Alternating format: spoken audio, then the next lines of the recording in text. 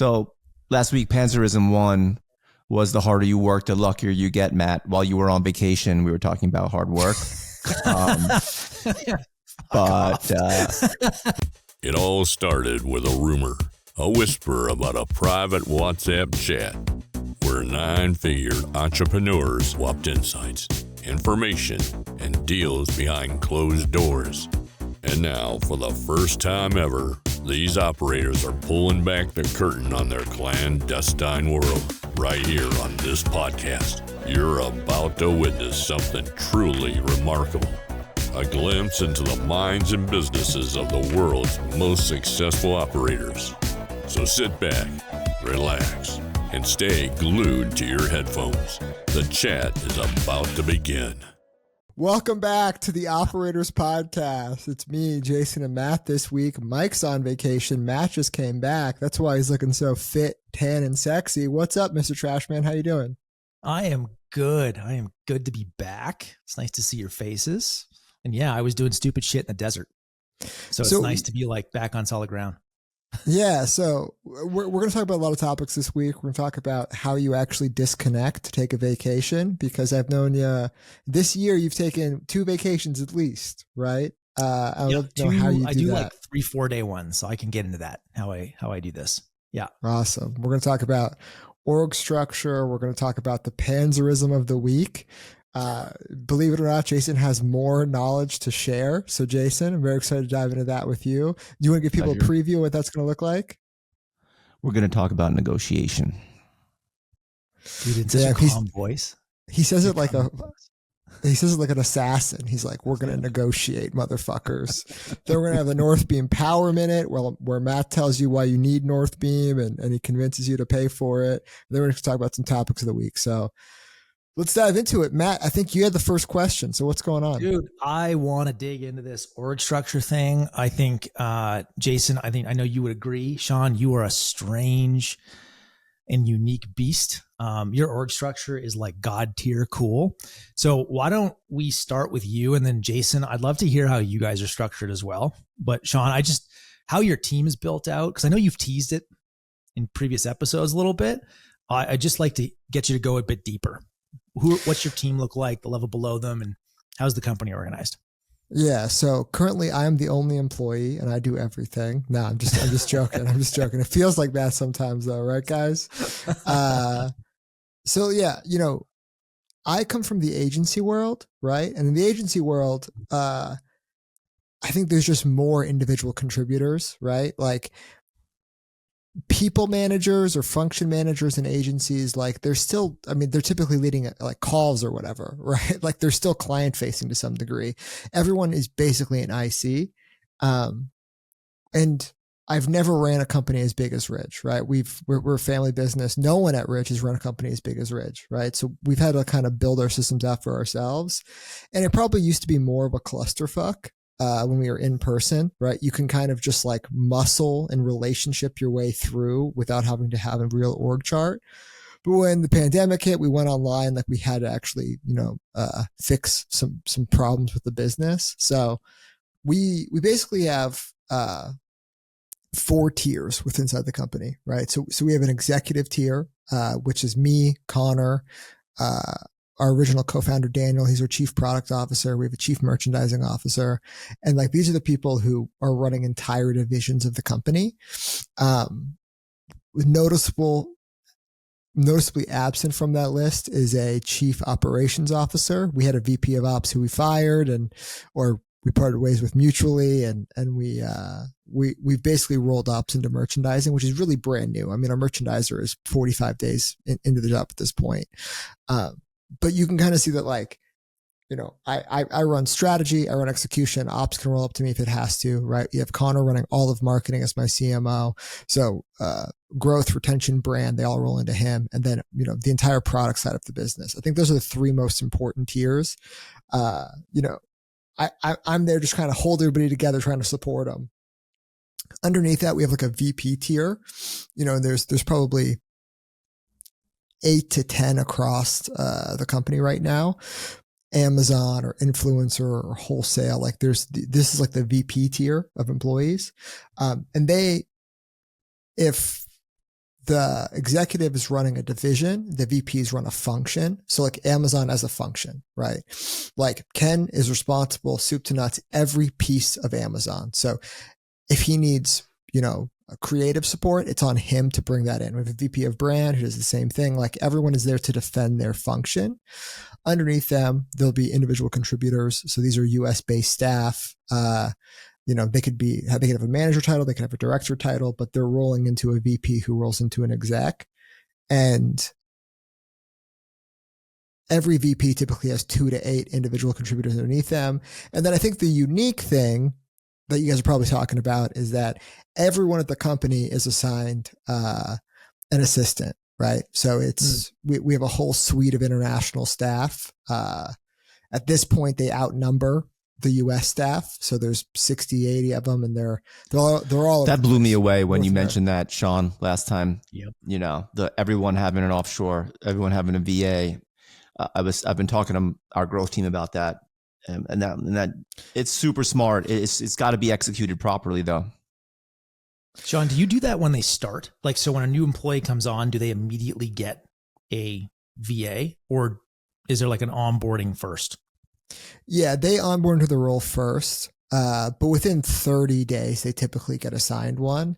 It's also like when we have the assistant talent available, right? Like part of the job is keeping a good stable of assistants who are active and who are highly trained. But, we have, a director in charge of email.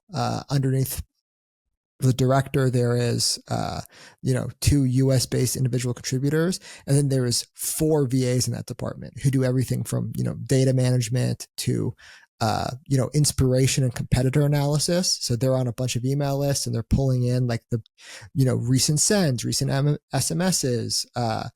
They're pulling in. We have a thing called the Switch, which is it's like a newsletter that goes out to our staff. It's like content based with like cool links of the week. Like they're running that entire thing with assistant staff. So yeah, like almost entire divisions of the company can be run with the whole VA layer. Have you, I'm just curious, and before I get to Jason, I want to hear how you guys are set up, but have you put a lot of thought into org structure? Like, is this something that you spent time on, or is this kind of just happened organically over time? Like, well, so I've plugged this guy a couple different times and I never get his fucking name right. The Macari method. It's like a management method, and I am anti business books. Like I hate them. I'm anti, like anytime someone like I think there's 2 different types of people. There's people who are readers and people who aren't. And like, I was just, I'm not like, I'm a reader. I love yeah.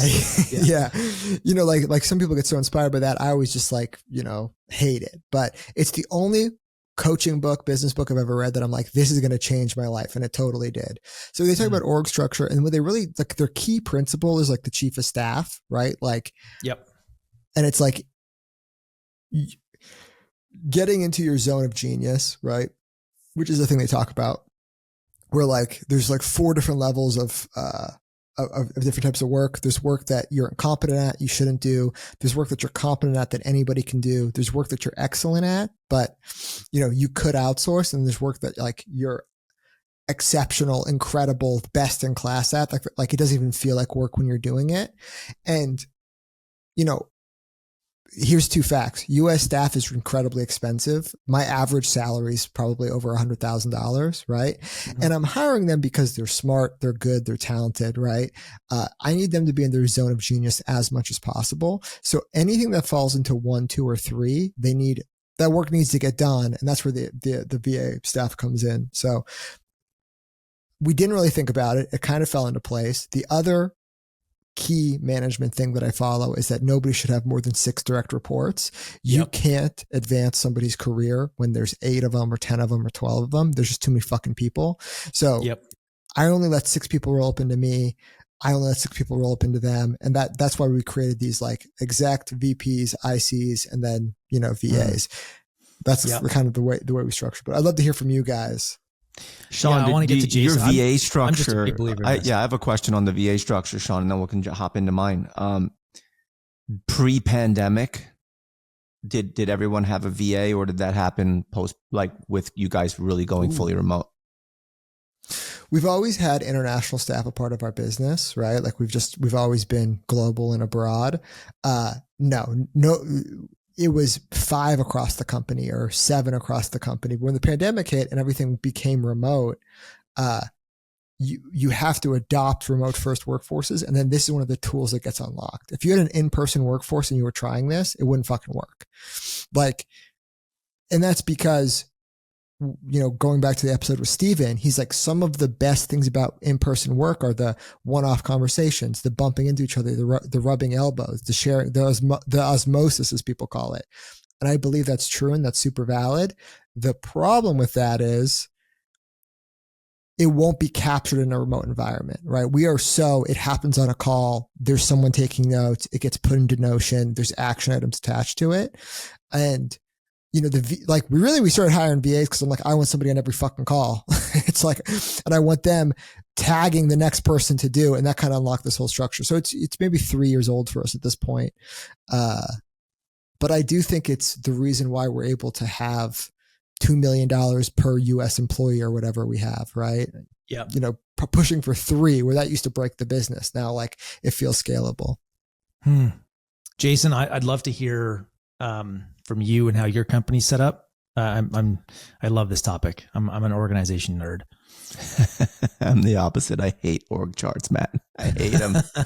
Actually, I'm going to talk about my old boss later when we talk about negotiation. But one of the things that he hated titles, because we were in investment banking, and like if you give people titles, that's how they get poached, and they just go and people figure out where they are and they just poach them. And so we hated org charts and titles, but now we need them. So I mean, basically, we're pretty plain vanilla. We have a C-suite. We have our VP of product that reports to Danny. I'll go into the C-suite in a minute. We have our growth team. We have our roadshow team, which is a big beast. Matt, you know about that. You guys started your own roadshow recently. We have a newly minted content team that we've been building out, which we're really stoked about. I think you guys saw some of that Gordon content that we did in the warehouse and stuff. That was them. So we've got a long way to go, but really good start. And then we have warehouse ops.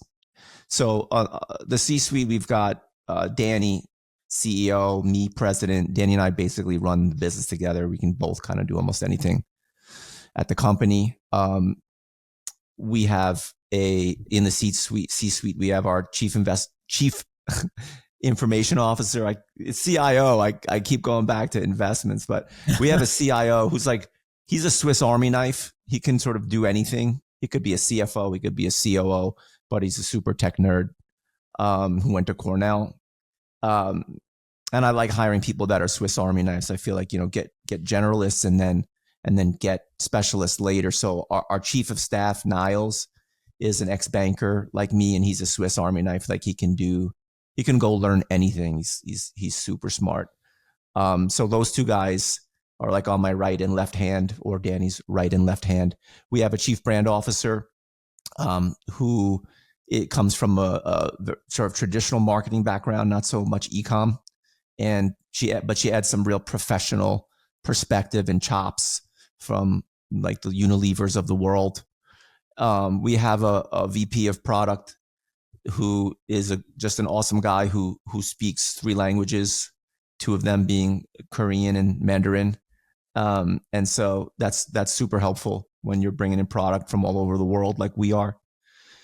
In our growth team, I've talked about this a lot. Everyone knows we leverage agencies a lot at HexClad because I believe in getting like best in class people, best of breed.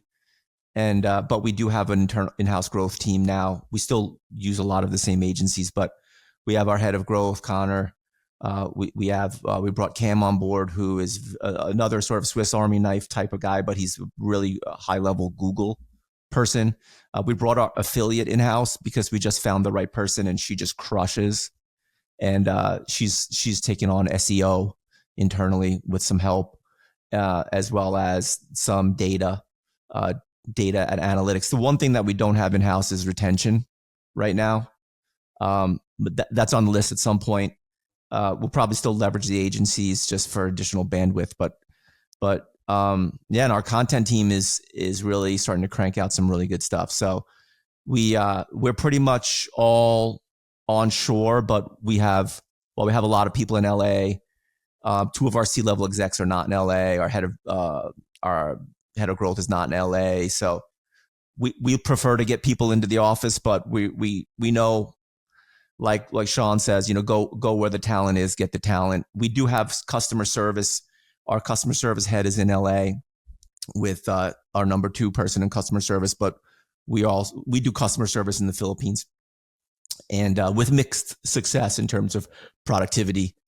But that's an area of which we're looking to focus on and improve. I think our customer service is pretty good, but we'd like it to be really A+. So that's, on the ops side, last thing is, we run our own warehouse. We've got a 40,000 square foot warehouse. So we've got a warehouse manager, we've got a fulfillment manager, and we're kind of trying to find that perfect top level head of ops, or a couple people in that space. We have one who's been working with us as a consultant, who's doing a pretty good job.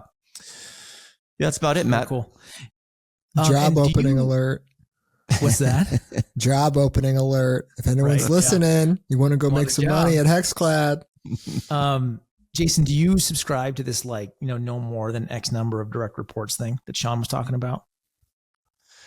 We're pretty lean, so I don't think anyone really has that many direct reports, except, if you're the warehouse manager. We've got a bunch of people in there. On the road show, we've got 75 sales reps and 2 people who lead the road show. So that's a lot, but that's a special beast, because we're talking about scheduling, getting people in and out. Yeah. You're going to learn more and more about that, Matt, if you keep up this road show of yours. I'm taking a crash course right now, and it's commission, right? Yeah, those sales reps work on commission. They're employees, but the vast majority of their comp is commission, and they do really well. Yeah. It's. Oh, sorry, Matt. I was going to say that.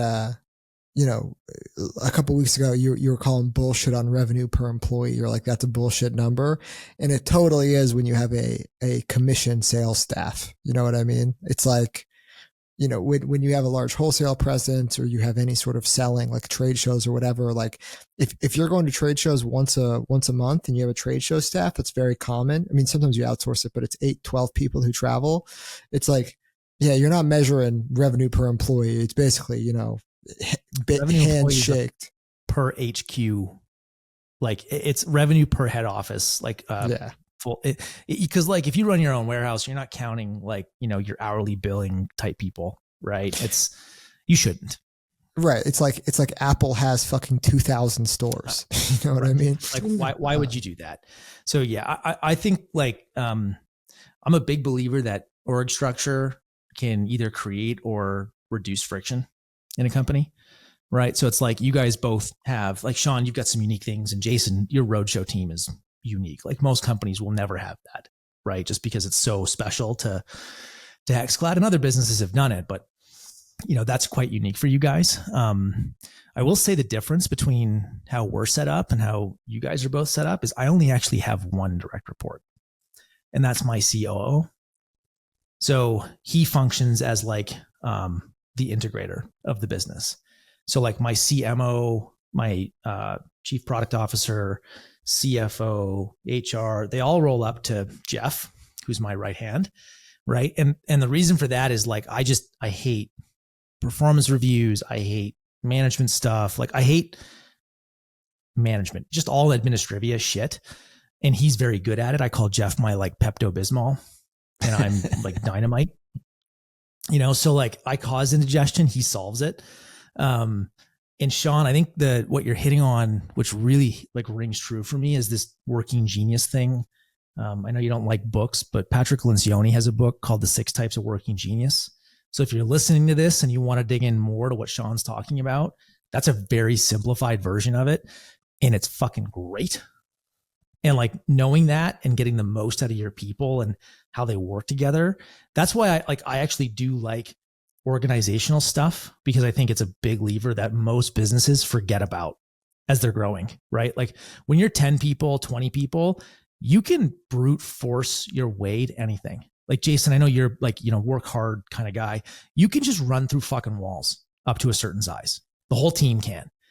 But past a certain point, you need to have some structure and you need to start. You're right. No, you're totally right, Matt. Otherwise, we're seeing that. Yeah, we're seeing that right now. We've hired a bunch of great people. I mean, really, really talented individuals, but everyone's still trying to figure out, how many meetings do we need to be having, and how do we, how much time in meetings versus, it's a growing pain internally that fortunately we've got enough good things going on that it's not a big deal, but point well taken. Yeah. And Jason, I will say, sorry, Sean, I want to get back to it. I think like certain entrepreneurs, certain operators have such an incredible capacity for what they can take on. And then that's unique to each person, right? So like, Sean and you guys have, like, I've watched you, like, you have crazy capacity. Whereas like not all operators are going to have that. Some of them are going to have like insane creative capacity. Some of them are going to be like mega numbers nerds. And that goes back to the genius thing. But I think like you're both set up in a way that like, okay, your companies are built around you guys. Everything is top down, right? Like Jason, it's Danny and you. And Sean, I've always, like, when I think Ridge, I think Sean and Connor, knowing full well there are other people, right? But like the culture of the company's like outwardly facing. That's what I look at. Yeah. And so I think I have 3 points. The first, I like fiction books. The problem I have with business books is they should just be Twitter threads. It's like people like, oh yes, I agree. People write 200-page books just to say they wrote a fucking book, where it's like, just get your best idea and synthesize it. So that's my first point. My second point is your integrator role sounds a lot like how I use my chief of staff, Adam. And then going back to the capacity piece, and I think all this ties together, is,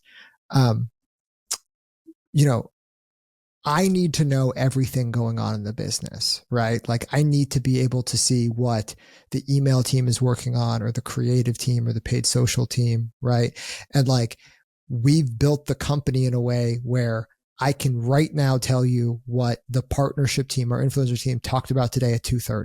Like it's written down with notes, with action items. And like, it's not because I don't want to micromanage them, but I need to just have my hands around the beast that is Ridge. And that's what got us here. And I think that's going to continue to get us to the future. And so when you think about capacity, or me and Connor, it's like, I think me and Connor divide the business up very, very well. But the reason why we're laid out this way is because of the efficiency unlock of just knowing everything in your business at any given point. And it's all searchable. You know what I mean? I think, Sean, I call that seeing the field. Like there's you like great, the world's best athletes all have that. Like they just see the court, they see the field. And, Jason, I suspect you're no different. And that like the more information you have, the better, right? Because it just greases the wheels of decision making, and the speed that you want to go at. It's speed. If you're listening, speed is not like how fast you grow. Speed is about like how quickly you react to stimulus, external, internal. Right. And what I talk about with my team all the time is like, what we're managing is effectively volatility, and growth rate is just like part of it, just going to create volatility. Right. And organizational structure is just about how do you actually digest and react to volatility. And every business has it, man. Like, right. Like nothing ever goes perfect. Oh God, no. Yeah. And what's so funny when you talk to a new entrepreneur with like a great business, like they could be crushing it. I have one that comes to mind. I won't put them on blast. They'll be like, our 3PL is a disaster. And they're like 13 out of 500 orders were shipped wrong. And I'm like, that's not too bad. And they're like, those 13 people, those 13 people called us and were mad. And it's like, yeah, it's just, I mean, like how often does nearly everything break in a fucking business? And it's really just like Matt, you said it perfectly. Organizational structure is just the elasticity to deal with shit breaking. You know what I mean? The volatility created by growth or just being alive, selling shit on the internet. I think that's awesome. I have a question for Jason. I know we're halfway through the podcast already, so I don't want to spend too much time on this topic, but you have a unique role on your C-suite that I've never talked to somebody that has a chief is it information officer, intelligence officer? information. So CIA. yeah. You have the CIO role. Because when I first met him, I thought it was chief investment officer. I'm like, oh, this guy's going to go get you a PE deal or whatever. And I was just curious. I mean, I think you explained it, quite well. He's a Swiss Army knife. He's smart. He's sharp. He could be a COO. He could be a CTO. But, to Matt, is there a unique executive role? I think we all have one. There's somebody on your staff. No. No, I mean, chief product for us, just because we're so R&D heavy, like product to us is a little different than most companies. I thought you were about to talk shit about wallets. So damn long, right? We've played with actually, and Jason, I know this would just like tweak the shit out of you. We've played with a chief sustainability officer before. Well, I mean, for your business, it seems to make sense. For us, yeah, and that's more of a markets. By the way, I'm all about sustainability. I'm just about doing things properly and dude, you guys actually have great data. Sustainability story. Our product has a lifetime warranty. That's as sustainable as it gets, boys. Exactly. But that would be the only thing that would be unique to us from like a typical consumer. Like I would say like 99% of consumer brands. Nice. Yeah. Ours isn't unique, but it was new to me. I had no idea what merchandising was. We just hired a chief merchandising officer. He comes from Chubby's. And you were doing the merchandising. You just didn't know it. Yeah, exactly. Yeah. He said that to me. He's like, no, you do merchandising. And he's coming in and he's building out calendars and buying sheets and like adding structure to the business. So, I still think that a lot of people need to see, the first thing he said to me is, you guys are so selfish. And maybe I shared this on the pod already, but he's like, and what he means by that is he's like, because he comes from Fall Raven, he comes from, like established brands. And he's like, D2C brands are the most selfish fucking brands on earth. He's like, you do not care about wholesale. You do not care about their buying windows or their timelines. And I'm like, oh yeah, I've never fucking cared about that. I'm like, yeah, Nordstrom's, you buy the stuff. Like, here you go. I'll ship it tomorrow. And they're like, they need 18-month windows. They need wine and dining. And I love Nordstrom's. They're a great partner, but that's just something in the D2C world. Like if you're listening to this, there is still the old guard running wholesale and running retail and running collaborations. And they do not like us because we are selfish. We do not follow their calendar. It's, what comes to mind for me is like, again, on this topic, and I know we're kind of beating it, but it is like, I could go for hours on this. I think rhythms matter a lot in business, and Jason, your roadshow team, like that is a chaotic set of rhythms that you guys pull off every month, in and out. You're moving inventory in, you're moving it out, you're shipping people around every 10 days, and then, in and out. Right. Yes. Every freaking 10 days. This machine has to be rebuilt. Jason, you're hosting the next episode. 35 and I want to hear about the roadshow in depth next app. That's okay. a full hour. We should actually have like Danny on, Jason, at some point, or if you would do it, and just like get the whole thing, and just go into that. Sounds good. But it is like rhythms, like org structure and rhythms. Sean, you're talking like like we're working with like a bunch of these big retailers right now. They're 18 months out. Like we are literally like we're doing deals for like next October right now. We're doing retail pod soon, right, guys? Retail pod is coming up. It's on the list. Yes. Yep. Nice. And that's why, because like it really changes a business, and it does change how you hire and how you build and all that stuff. But Jason, can you just tell everybody what the hell your chief information officer does? Well, first of all, he was a really good friend and he was super smart, and we just knew that he could help, and he wasn't located in LA, and we just can't have our COO not be there every day. And when I hired him, one of our big projects was the reboot of our website, and I just needed someone to run that project. And then we had to stand up a 3PL, so we did that. And then we needed really we're figuring out customer data now. And I know that's a retention role, but until I have the head of retention. So he's just a Swiss Army knife who is very techie. And, from all of our systems connecting NetSuite, we just implemented, an inventory management system, which is, I won't name yet, but maybe at some point I will. And so, he does a lot of those things for me. He's just a Swiss Army knife. I subscribe with Northbeam. I like this like one source of truth thing. We tend to go on and off channels throughout the year. So like we'll go on TV for a period of time. We'll come off TV. We'll lean hard into YouTube for a period of time and then we'll come off.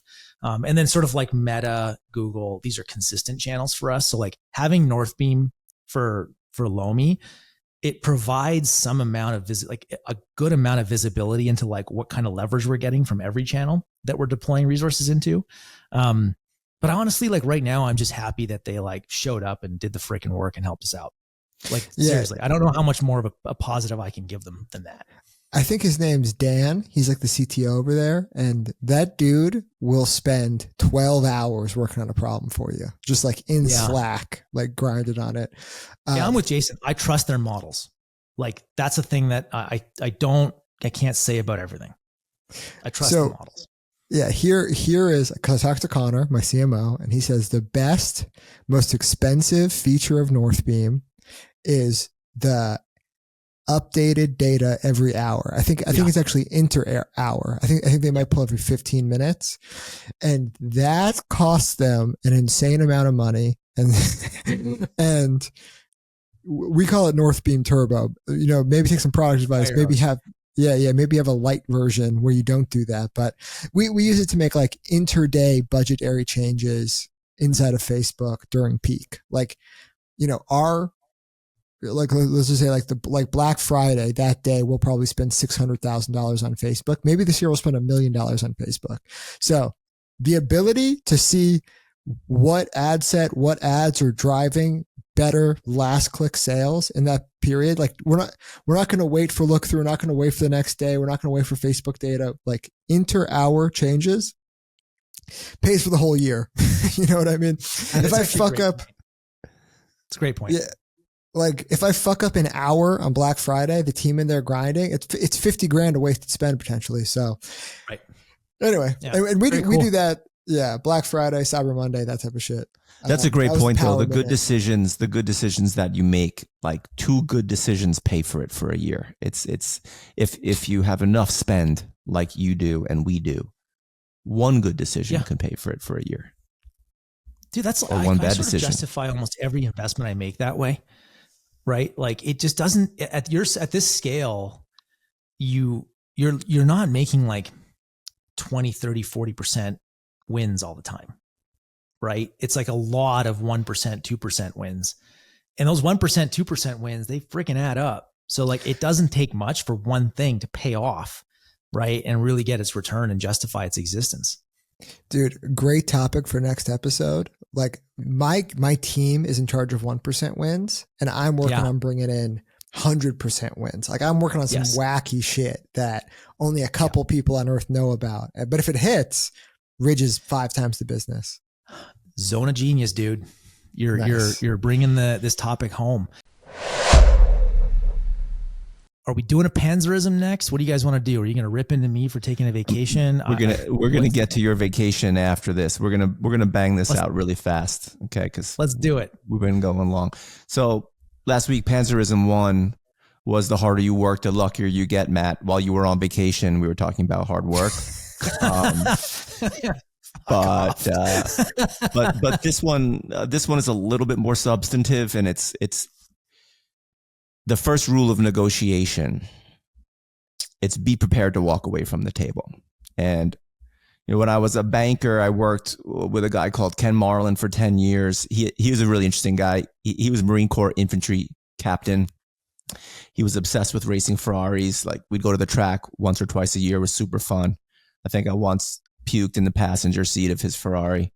He wasn't a big guy, but he was super tough, mentally tough. And he always used to say this, be prepared to walk away from the table. And he actually wrote a book called The Marine Corps Way to Win on Wall Street. But back then the expression really didn't resonate with me. And really until a couple of years ago, while running Hexclad, back in my banking days, Ken and I ran a boutique. I later moved on to a bigger firm, but I learned a lot working with Ken, and we were a scrappy boutique. We weren't Goldman. We weren't Morgan Stanley. We used to say clients hired us for the hard deals. We'd run a normal M&A process, but when your client wasn't, a great company, you might only have one bidder at the table, right? So how do you negotiate when you don't have a lot of options, and one bidder means no leverage, right? Well, not exactly. And your leverage is just be prepared to walk away and go dark.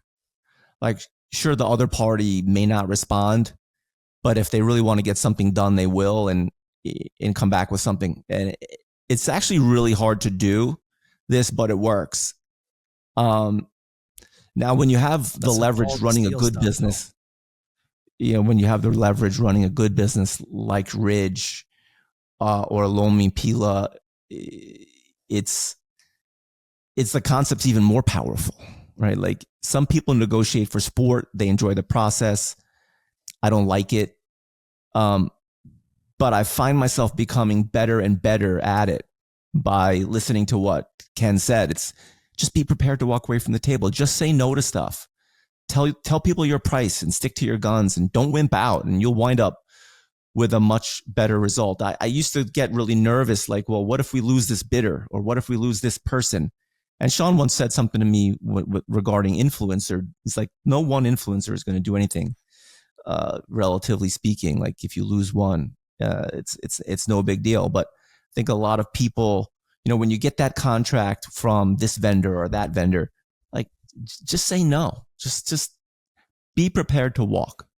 And I know that Sean is a really good negotiator because I see stuff in the chat. Yeah. And I just wanted to get this conversation started with that and hear from you guys on it.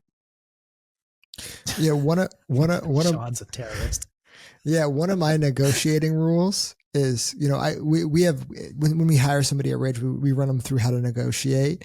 And like the first rule is understand leverage. Like, you can't negotiate versus the government. Like, they're going to win every single time, but some fucking vendor who needs your business, you got all the leverage on earth. And the second rule is act irrational, because, too often people are way too polite in conversations. I think walking away is acting irrational for sure. Like, I'll be negotiating with somebody and I will add everyone at the company to a thread, all caps, just start fucking yelling at them. Right. And it's like, cause I'm crazy. What are you going to do about it? Can't get fired. Right. I'm not recommending you verbally assault, sales reps, but I've been known to do one or two of those in my life. But Matt, how about you? Yeah, look, I agree with both of you guys, on all points. And then I'll add this. I think I look at it like we've got about 110 employees across both brands. And if I sort of view it as they're collectively going to make 1,000, 2,000, 3,000 decisions in a year, like meaningful ones. And there's only a handful of those decisions, those yeses, that are going to turn out to matter. So like, saying no is actually probably better you're better off saying no 99 times and yes once. Right. So like, yeah, that influencer example is great. Like, who gives a shit if it's one creator, one influencer, right? And, whether it's a SaaS vendor for a reviews widget, who fucking cares? There's 40 of them and they're competing to zero, and your value to a brand is like next to zero. So I think a lot of early entrepreneurs just don't understand that all of this shit really doesn't matter. There's like 10 things that do. So the rest of it, you can just be super irrational and tell everybody to fuck off. Yeah, dude. We love it, Jason. Keep the Panzerisms coming, man. That's what the audience is here for. The gray beard dropping a little bit of knowledge once in a while. I thought it was dandruff, but no, I guess it's knowledge. Where do we go next, guys? What's interesting to you? Matt, I want to hear about how you're taking vacations, man, because I'm traveling for 6 fucking weeks, all work, all speaking shit. Would love to see how I could, just take a couple of days off and recharge. Okay. So I got a few things for you. Look, I hold my time hostage. So for years I didn't take any time off, and it just resulted in like burnout. And I've been there a few times. And I think that's like, I sort of just look at it like that's my fault. So this year, I'll give you guys like sort of how I plan my whole year out ahead of time. So like my wife and I sit down, literally look at the year and we say like, all right, what's important to us this year personally? So this year I've done a ski trip. I just did a mountain bike trip. mountain bike trip, I kind of combined with business. So one of the guys in the trip sits on my board. One is my COO, and one of them is an investor, and then one of them is a friend. So it was a lot of like business and learning and like just getting into shit while we were riding bikes in Utah. I'm doing an ultra marathon in August. I'm going to Croatia for a week on a boat with 8 families. Again, some of them investors, some of them coworkers. And what else? I don't know. There's some other shit sprinkled in there. I tend to not. Sounds pretty good, man. Sean, how do we get on this program? Well, I think first Look, I got to learn. I work hard. I play hard. That's the rule. Yeah, the ultra marathon. I'm like, ugh, I'm not fucking going anywhere near that, bud. No, that's not bad. It's like a 50. Have you done one before, Matt? Have you done an ultra before? No, this is going to be, I'm just an idiot, dude. I saw it Have last you year. been training? Like, that looks cool. Have you been training? Yeah. You're looking good, man. I'm psyched for you. Yeah. Well, thanks, man. Dude, I got the BC bike race. That was the other one I was missing, which is a 7-day, 50 kilometers a day mountain bike race where we climb like 4,000 feet a day. And I'm doing that with my business partner. Right. So like my ski trip, I did that with my business partner. We sit on a chairlift and we just like get into shit. So I try to like, I don't like balance. I try to integrate everything as much as I can. And that's the only way this shit makes sense for me. Well, damn, dude. I got to start taking more trips with the business team. Also, I do think it's smart to plan your year out like fully in advance. Cause like I'm saying yes to shit the week before.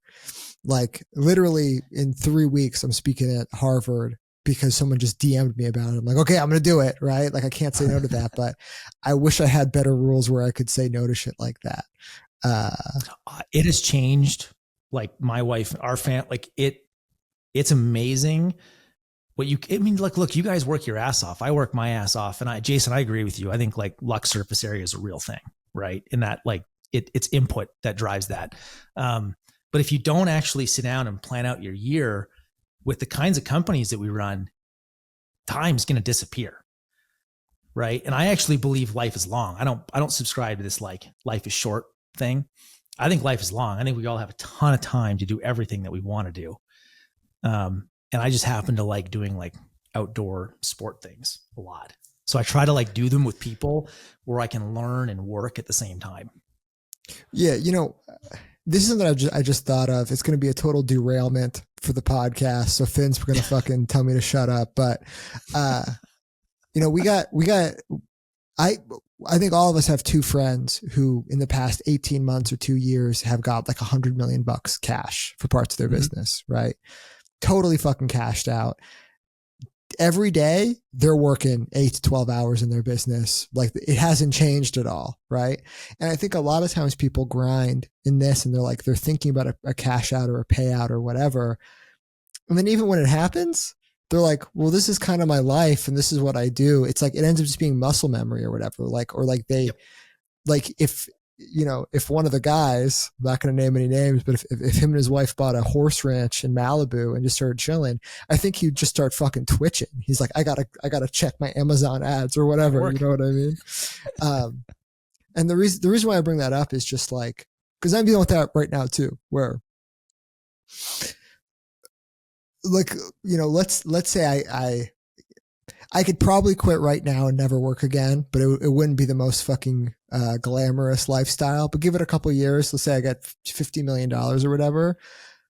Dude, I think I would just be doing this still. And like, I think my wife's going to fucking hate me. I'm just one more thing. You know what I mean? So I think I need to actually learn how to do what Matt's doing. Like find the time, break the balance, because you're stuck in this routine of just fucking on a hamster wheel, and maybe your hamster wheel gets made out of gold, right? But it's still you're fucking grinding 12 hours because it's just who you are and how you got there. Sean, do you have any hobbies? Other than just entertaining everyone on Twitter, do you have hobbies? I don't have any hobbies, and I don't have any friends outside of the industry. So there's like, you know, I was listening to Colin Tamir, the podcast. They had Doug DeMuro on, and they were talking about how awesome it was that, like, you know, when they're hanging out with their high school friends and like they cannot talk about YouTube. Yeah, I mean, everyone in my Rolodex and my phone book is people who work in ecom. So no, but I got to look for that. So Jason, I don't know, maybe if you got any neighbors or something, give them my number. I can start hanging out with them. Dude, okay. So like not all of my friends are entrepreneurs, all of them. They're not all in ecom, but they're all entrepreneurs. So I like even my social life is built around building business. And I love it. And our wives are friends, and like literally going to Croatia for one of my 1 week vacations with other entrepreneurs. And it's just going to be a 1 week long jam session. Like I love it. We get to play, we get to do some work. I learn. It's just like, I enjoy my life. But man, after I sold my first company, I promised my wife and myself, I'm like, that was 10 years of bootstrapping and grinding, like 80-hour work weeks. I don't need to do it anymore. I could not ever work again, but I fucking love this stuff. I just like other stuff too, and it can all fit together. I don't think you need to, bleed from the fingers every day. Bleed from them sometimes. Yeah. It's a level of balance that, I feel like I need. I'm diving too far into the deep end today, especially. I mean, if this feels low energy, I'm recording this at, 8:50 PM my time, and I have a flight at 6 a.m, and it's been over a 12-hour day yelling at people. So yeah, man. Sean, about hobbies though, I also think you're younger than Matt and me, so we've had more time to develop the taste for things that we like. Like Matt's doing an ultra. I used to, when I was 40, I did an Ironman. I've done like 8 marathons. I don't do that anymore, but I do like riding my bike. And I am trying to get into golf, Sean. I think golf recommended. Yeah.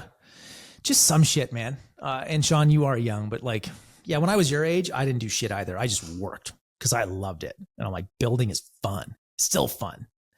But man, the other stuff fills the cup. Like I came back. So I do like 3-4 days off. Then I come back and I spend like a day or two just like digging back in. And I am like so fucking pumped up when I get back from one of these things. Like just energy levels off the moon. So like that little bit of time off, I think I get like 2 to 3 times the return on that on the other end of it. So it's like, what is it? You can't pour from an empty cup is sort of my like philosophical view of that. Where do you guys want to go? Want to talk Lulu or in real life shit? No, I think Lulu's old news. Well, I broke that news. Okay. My wife saw the Instagram story. She showed it to me. I posted it on Twitter. I'm not getting enough credit. It's all over the fucking news today. By this podcast comes out, it's going to be old. So let's talk about, Jason and Soho House. It's a premium partnership. And really like, I had a question for you, right? We just did a partnership with, Travis Matthew, awesome brand. That happened because I know the guy. Like I became friends with him and we can, I can work that out. But when I go to the Soho House in Austin, they're using Hexclad cookware. There's dinners sponsored by Hexclad. They're inviting people to. I'm curious, is that formal? How'd you work that out? What's going on there? Well, like let's start philosophically. What we decided to do in 2022 was really invest in brand. We were very focused on performance marketing, obviously, for a long time, and sales, like face-to-face sales in the roadshow. But we were just like, we need to level up our brand, and we hired a branding agency in 2022, and they were sort of doing like the basic blocking and tackling. But then I'd met a couple guys in LA, and I was like, these guys, they can bring the cool factor. They came from like fashion and that world, and they just kept getting me fired up about Hexclad as the cool cookware brand. And we'd always had this philosophy, like Danny always would talk about, we're not your grandmother's cookware. And he always refers to this one photo of Johnny Cash coming out of Folsom Prison, like giving the finger, and I even bought him the t-shirt from Nashville. But it was like, whether we were right or wrong about it, we were like, the Hexclad pan looks really cool. The pattern looks really cool. Like we're the cool cookware brand without saying it out loud. And so we just started thinking about real life activations And I remember back in like 2018, I was in New York and I went to Vital Proteins had an influencer event. I'm like, who is this company? And like, there's just a bunch of people showed up, and we started talking about, later on, I started thinking about that with these guys, and they were actually involved with that, doing like some merch for them early on. And it was just like, let's just take a shot at doing some, associating ourselves with cool people and cool brands, because we really feel like that was meaningful for us. And they knew some folks at Soho House. Ultimately we got hooked up with basically the head of culinary at Soho House, and we're like, let's do a dinner series. And it started out with a dinner series, and then them taking our pans in a lot of the houses and putting us on Soho House members site, and it's, they have access to some really good chefs. We have access to some really good chefs, and we just do like these 30-person curated dinners, and they're just a lot of fun, and it just builds a halo, I think, around the brand, and I think it's been really successful for us. Can I ask a follow-up to that? Jason, do you consider yourself a luxury brand? Attainable luxury, really. Is there not so much that it's really. Oh, sorry, Jason. Ahead, is there like a Laura Piana? Is there like a LVMH like cookware brand that I just don't know about because I'm a Philistine? Like, is there like a 5,000 a pan or some shit like that? There are a few of those, but they're like really super specialty and not necessarily kind of getting you everything that you need. You can get really expensive copper.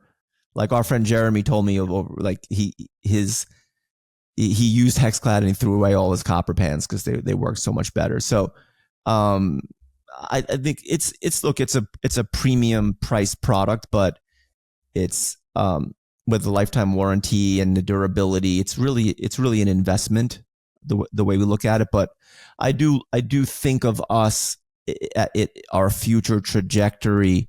I look at the LVMHs of the world as inspiration. Yeah, that's why I was asking, for sure. Because I think the Soho House thing, I'm happy you asked it, Sean, but like doing that kind of play is the mark of a luxury brand. Like you're talking about, these are the moves that these brands make, is they go out, they do these seemingly insignificant things. It's like, why the hell would you hold a 30-person dinner at your size? Like every performance marketer would hear that and their fucking heads would explode. Oh yeah. And I think it's so cool. You know what I mean? Totally. Because like, maybe LVMH is doing that. Maybe Gucci is doing that, but like, I'm not invited to those. I don't hear about those. Like it's not my circle. You know what I mean? So maybe I just think it's so cool because I'm so up close. Right. But like, I'm sure Tiffany or AP absolutely do this stuff. Yeah. I'm sure they're doing it for like their people spending $5 million fucking a year or whatever. Hermes is doing it, but that's just so fucking cool to like, because you're in cooking, because it's an experience, because like sharing a meal is so intimate. Like it's one of the coolest fucking things. So I saw those. I had to ask about it because I think it's awesome. Yeah, you went and got COVID on the night of our Austin dinner, and you weren't able to go, if I remember correctly, Sean. So sorry, we'll have to do another one in Austin. We just did one in the UK, which is really cool. We partnered with a really good men's clothing brand called Hackett in the UK. Their clothes are really nice. So, and we had actually a really great chef who works for Wolfgang Puck. Did that. We partnered with Hackett on that. We have a lot of those. It's just, we just do them, like Matt said, performance marketers may not like it, but we just think there's an overall brand lift from it. So I appreciate you guys pointing that out. Honestly, man, I think that in the digital world, we often forget that word of mouth is something that exists offline. It isn't an email referral. It's not an SMS. It is genuinely like getting people together and getting like influencers in real life to talk about your shit. Like that's the mark of a great brand. And they do it at a local level. like everybody, like growing up, like I grew up in Toronto, and like you knew who the tastemakers were in town. This wasn't a secret. And when Soho House opened in Toronto, like they tended to, they were gathering there. So if you're a brand, that's a really nice way to reach like 30, 50 really influential people in a small geography. And that is absolutely going to provide lift to any marketing dollar you deploy in that geography. There's no doubt. The other night we ran a TV spot during. You just made me think of spending money right, with the Soho House partnership and all this other stuff, and so it was really fun. We've been doing a little bit of TV here and there. We found that first we do a lot of connected TV, but for linear TV, we've done a couple of national sports buys. We did it during the MLB playoffs and the World Series. And we didn't do much TV in Q1 because we were so low on stock. And Sean told me we should not spend, and I listened. But we did run a 30-second spot during the game two. I think it was game two of Lakers Warriors. And,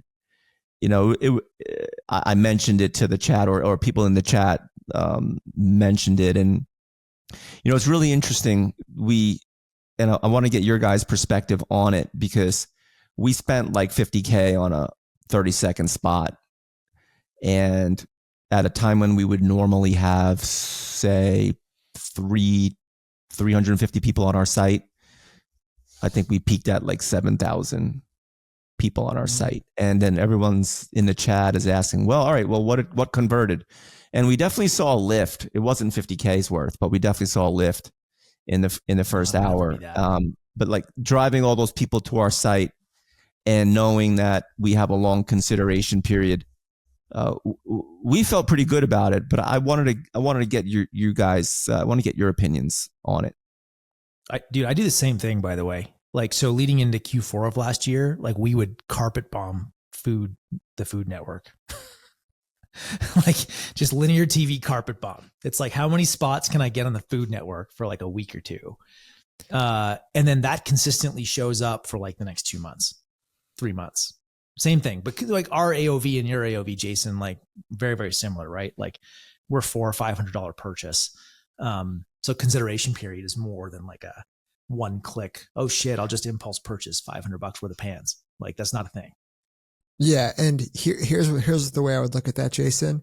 It's essentially like an $8, whatever, $9 cost per visitor, somewhere in there, right? If you're typically at 300, you got to 5,000, like 50 grand. And without a link, without people being on the device where the ad is served, you probably get 5x efficiency kicker on top of that, right? Yep. Because, these are people who saw something in their home, in a bar, stopped, pulled their phone out, typed in the exact words, went there and checked it out. It's probably worth, each one of those visitors is worth at least 3 times up to 5 times. I think that's probably a win. But it's definitely goes into a budget called branding. I would do that going into major peak periods, just like Matt was talking about. Like, if Mother's Day and Father's Day is huge for you, I would change the creative to just be about gifting and run that same ad spot, right? I think it's a brand play with Gordon. But going into Mother's Day, there's just a bunch of, Connor watched that game. It's just a bunch of degenerates, right? It's a bunch of people who are not buying Mother's Day gifts. Be like, hey, idiot, stop right now. Go to hexclad.com, get a purchase, right? Like get the perfect set for your mom. I'll give you guys a good, I think you guys remember this in the chat, but like I was toiling with buying lomi.com, LOMI.com, last year.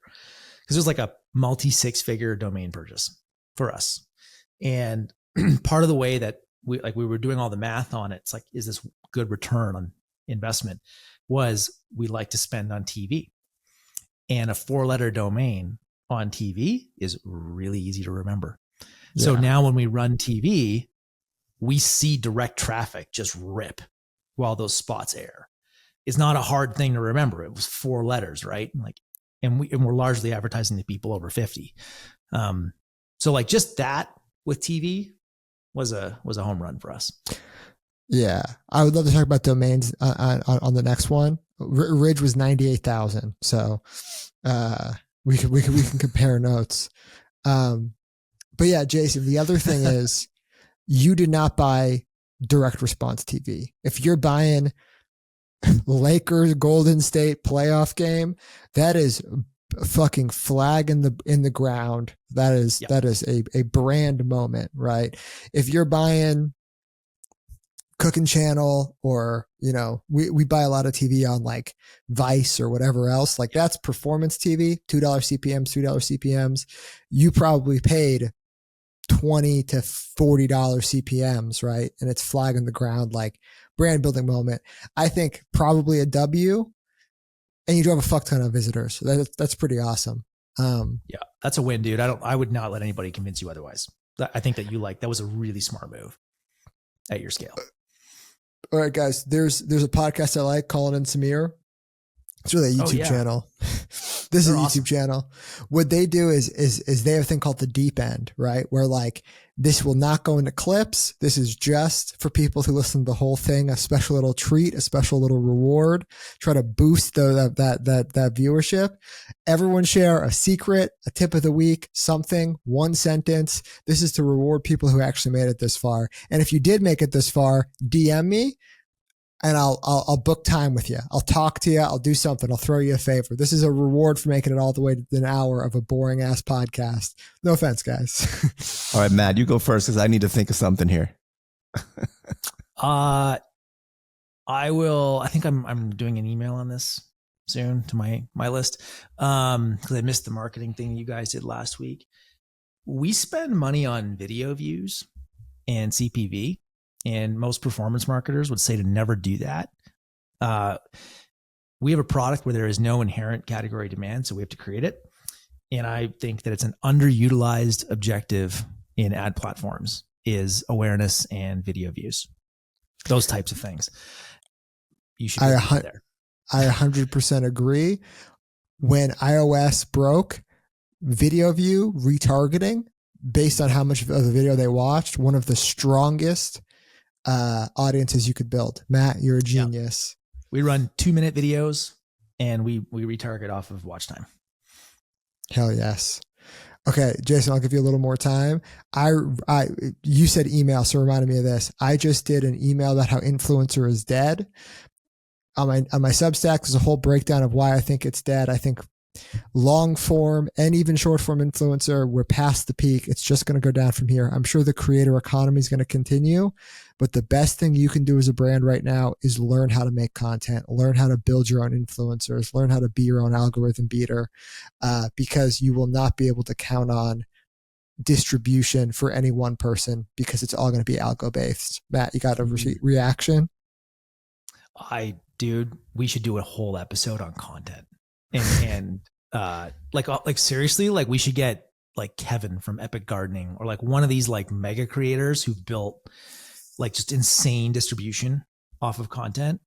Jason, I know you're investing this, but like, man, do I agree with that? I think I'm like bearish. Short term, I'm bearish creator influencer. I think long term, I'm bullish, but I think it needs to shake out. I think we need to see some like blood in the streets first. Hell yeah. Jason, end it strong. Deep end. Secret tip. What's going on? Oh my goodness. The secret tip.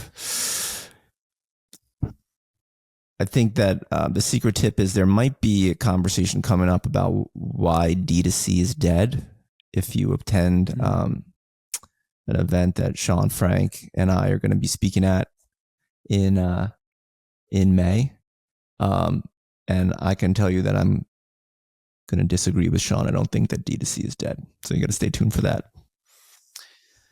Oh, we should do an episode on that too. You guys are great.